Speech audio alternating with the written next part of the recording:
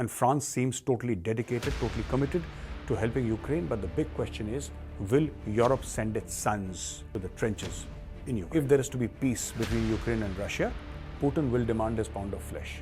Let's say Putin says, okay, I get to keep 25% of Ukraine that I have conquered throughout Zelensky. Emmanuel Macron is saying that there should be no limits. I mean, what are the limits? You have given medium-range missiles, you've given them tanks. Jai Hind, friends. I'm Major Gaurav Arya and you're watching the Chanakya Dialogues English. Like this video, subscribe to our channel and don't forget to press the bell icon. Friends, the French president has given an interview to local French media houses, and he has said some very strong things about this Russia-Ukraine war. And today we are here to discuss the comments of the French president. And he has pretty much laid out a roadmap as to how France would behave and what would happen if Ukraine lost the war. So apparently this, in the minds of many, has become, let me put it this way, the Cold War mindset has not gone out. You see, and the problem with India is that Russia is a great friend and France is a great friend. That is a problem. Because if you ask, forget about the government, if you ask common Indians, they will say, France is a fantastic friend, which it is. And they'll say, Russia has been a fantastic friend all throughout, which it is. So where does India stand in this? Let us discuss and let us figure out what the French president said, and then we'll analyze his statements further. So Emmanuel Macron, he was speaking to French broadcasters, TF1 and France 2 television, and he said that, and he warned allies. So he's talking about NATO here, evidently. He's saying that imposing limits on support for Ukraine, we should not do it. We should not impose limits on the support for Ukraine, which means that all bets are off. When you support Ukraine, then you support Ukraine. It's pretty much saying that, hey, make up your mind. If you're going to support Ukraine, then support Ukraine. Otherwise, don't say that we sort of support Ukraine. Don't do that. And he's saying that European security was at stake in Kyiv's battle against the Russian invasion. So this is where France has put, all its options on the table. And this is what the French president says. Macron says that, Kiev. So that is how, Europe is looking at Kiev. Kiev is the fortress that is defending Europe from a Russian invasion. That is what France is saying. That is what the French president is saying. He has not used the word fortress. These are my words, but this is what it seems like. This is my analysis.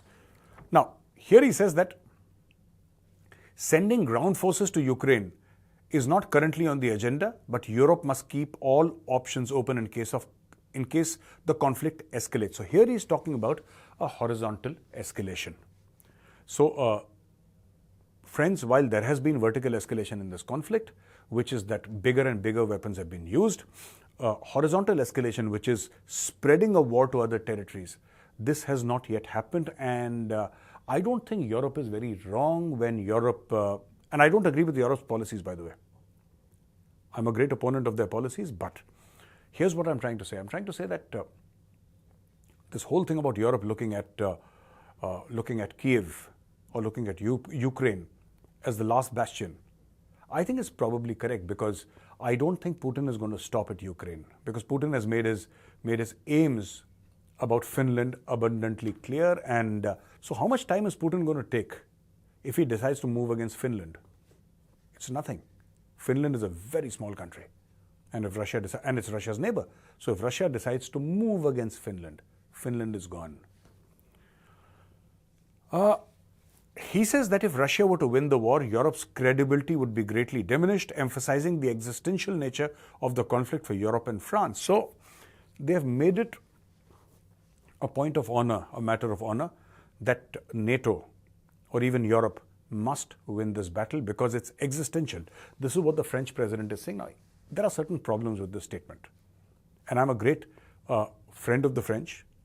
We have the Rafales, and the French president was a guest at our Republic Day, and we greatly honor the French nation, the French people.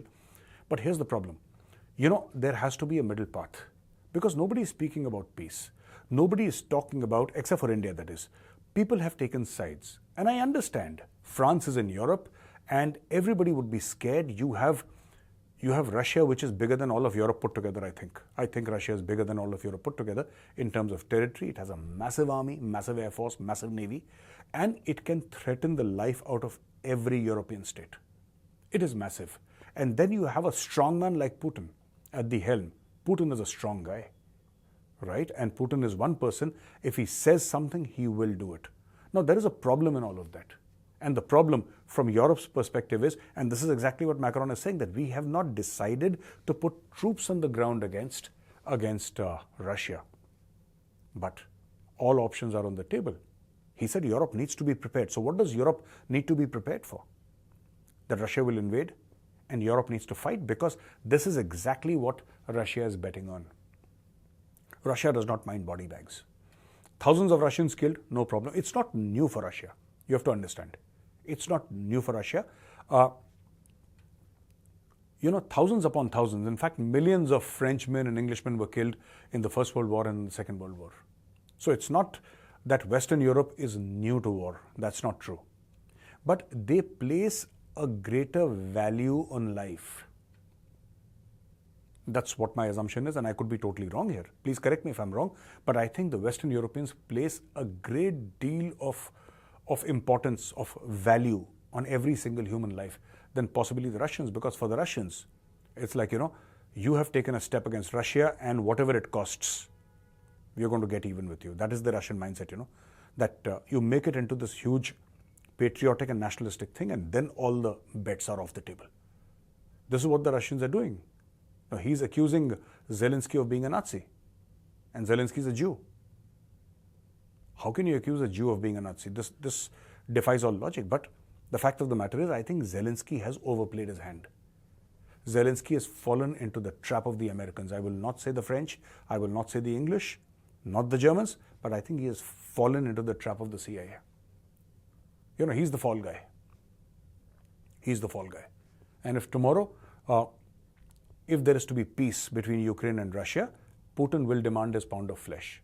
Let's say Putin says, okay, I get to keep 25% of Ukraine that I have conquered and throw out Zelensky. Get him out.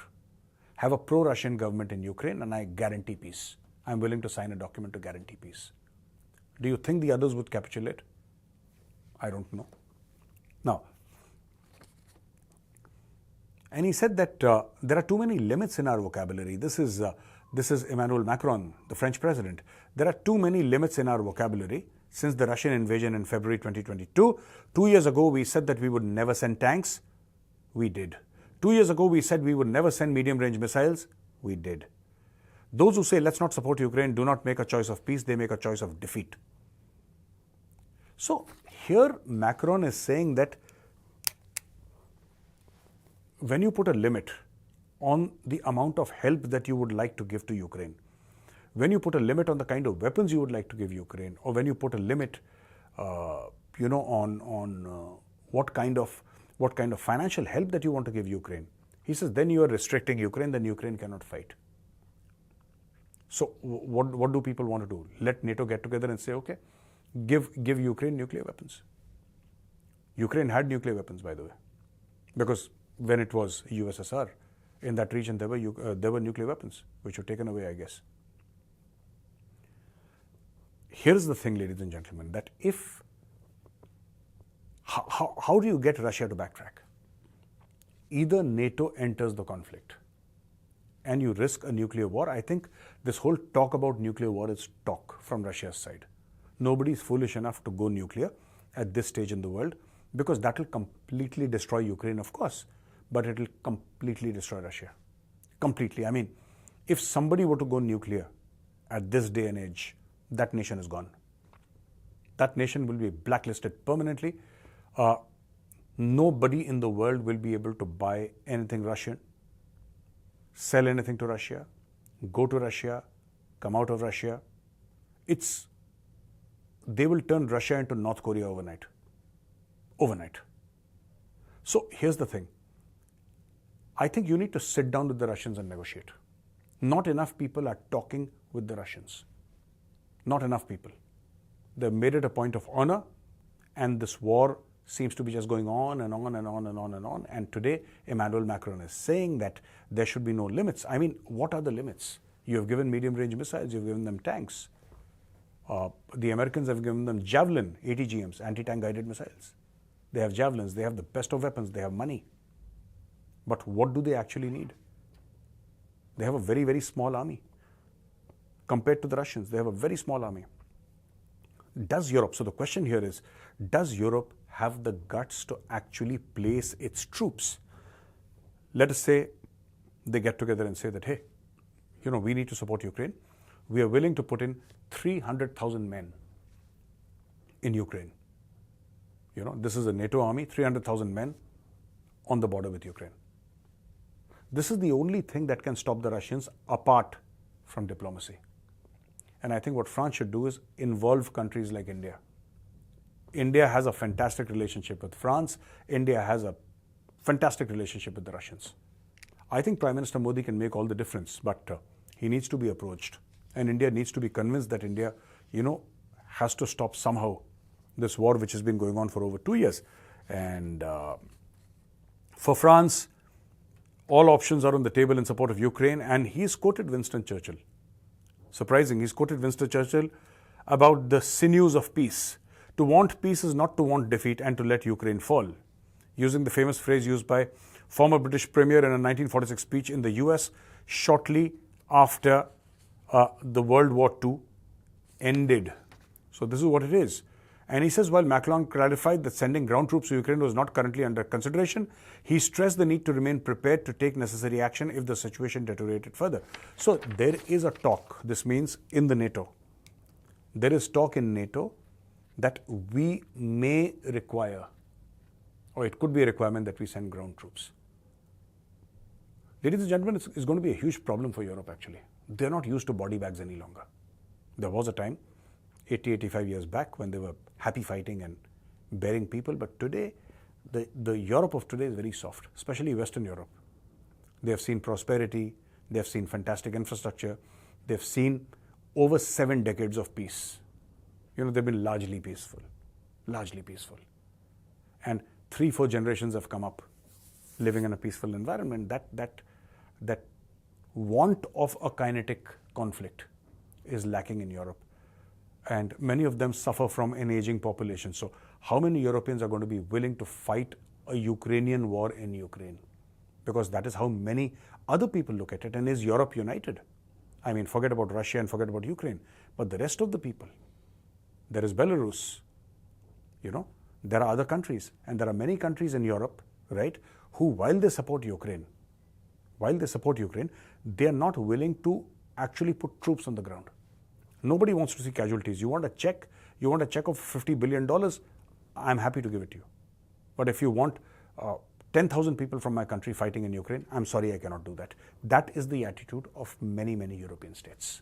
So where does that leave Ukraine? Unlimited support is one thing. But what is unlimited support? An endless supply of money and weapons? One thing. But the population of Ukraine is getting decimated. Ukrainians are running away. Their army people are getting killed. There is a perennial shortage of ammunition and weapons in the Ukrainian army. There is no turnover of troops, so there is massive exhaustion. Troops need to be turned over because people get exhausted after fighting. It's a kinetic war. It's like hardcore. It's full contact. What's happening in between Russia and Ukraine is full contact. So people get tired, people need to be rotated, and there aren't just enough troops. I think the entire Ukrainian army is 40, 50, 60,000. That's nothing. That's peanuts. That's what, like 4 divisions? 3 divisions, 4 divisions. That's nothing. You want to take on Russia with 4 divisions. That's a core plus, actually, in the Indian army context. And that entire line is over 1,000 kilometers long, the frontage. So I don't know how it's going to pan out, but here is clearly the French version. And France seems totally dedicated, totally committed to helping Ukraine. But the big question is, will Europe send its sons to the trenches in Ukraine? With that, ladies and gentlemen, I come to the end of my video today. Now for the question and answers. So the first question is from Harsh. He says, I am Harsh and I'm 18 years of age. I want to know when we will take back our claim on disputed boundaries with Pakistan and China, and true map of India will be. See, Harsh, I've answered this question a lot of times, and in fact, I've answered this question more than 10 times in the last 1 month. And I will request you to kindly excuse me. Shakti Kesavan, Jayan Major. We have made a ton of progress. Jai Hind Shakti ji, we made a ton of progress in the last 70 odd years. If we get into a war with China, won't it destroy all of our progress? How long will it take to rebuild our country? No, I won't look at it like this, that it will destroy all of our progress.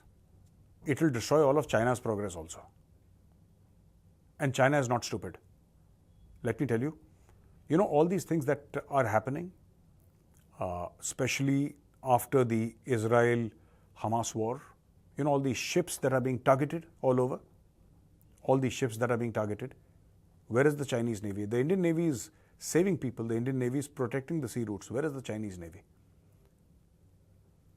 Many Indians have made Chinese 10 feet tall in their mind. Trust you me, the Chinese are 2 feet tall. They are not 10 feet tall. Yes, it's a big country. Yes, it's a rich country. Yes, that country has a lot of money. Yes, but that country has no fighting experience as such. That country has no fighting experience. It just acts aggressive and people actually believe. It's like believing your press. That is how the Americans put it. Don't believe your own press. The Chinese believe their own press actually. Sheth Tejas. Jai Hind sir. Jai Hind Sheth ji. Is it possible that the US so-called intelligence is planting stories to make happen Indo-China war? After all, they must be very upset at not seeing India and China at war already. No, I don't think the US needs to plant. These are conspiracy theories that US is planting stories. Countries don't go to war because somebody plants stories in the media. It's never happened like this. Not 100 years ago. Not today. It's not like because I have tweeted so somebody will go to war. It's not like that. There are balances and checks and in place. It can't happen that somebody writes something in the media and two countries go to war. It's not like that. So I think you've got it slightly wrong. And even without the US, India and China have had a war in 1962. There was no US talk at that time. 1967. US may want it. That's a separate matter. But US pushing India actively towards war? No, not at all. I don't believe so. Partha Datta, Namaskar ji from Kolkata. Namaskar Partha ji. Can a government create two public funding accounts, Jai Jawan and Jai Kisan account? I come in income tax exemption group. This way I can donate for my motherland. Yes, you can certainly donate. I don't know about the Kisan bit, but for the Jawan bit, everybody, not just Mr. Partha Datta from Calcutta, but all of you must donate. And the way to donate is simple. Go to the Indian Army official website. Go to Indian Army official website, and from that website you'll come to know everything. Figure out a way, donate there. A lot of people are asking funds. There are a lot of frauds there. Ignore them absolutely. Ignore them. Be focused on what is the truth, and the truth is Indian Army website. The Indian Army website will tell you where you can donate. You should go and donate there.